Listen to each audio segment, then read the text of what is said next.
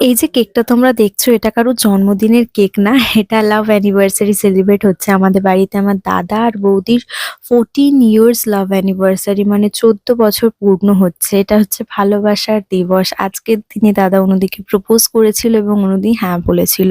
আর সেই তখন থেকে চলে আসছে তাদের বিয়ে হওয়া, বাচ্চা হওয়া, মানে একটা আলাদাই অনুভূতি। এত বছরের প্রেম আজকালকার দিনে, মানে এত বছরের প্রেম দেখা মানে যায়ই না, খুব কম।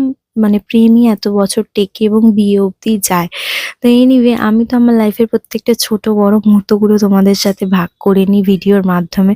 তোমরা অবশ্যই কমেন্টে জানিও তোমাদের কিরকম লাগছে। আমাদের ফ্যামিলি মেম্বার বলতে মা, বাবা, দাদা, বৌদি আর তাদের ছোট্ট বাচ্চা, মানে আমার ভাইঝি, আমরা সবাই মিলে সেলিব্রেট করলাম। জাস্ট কেক কাটিংই হয়েছিল, আর কিছুই না।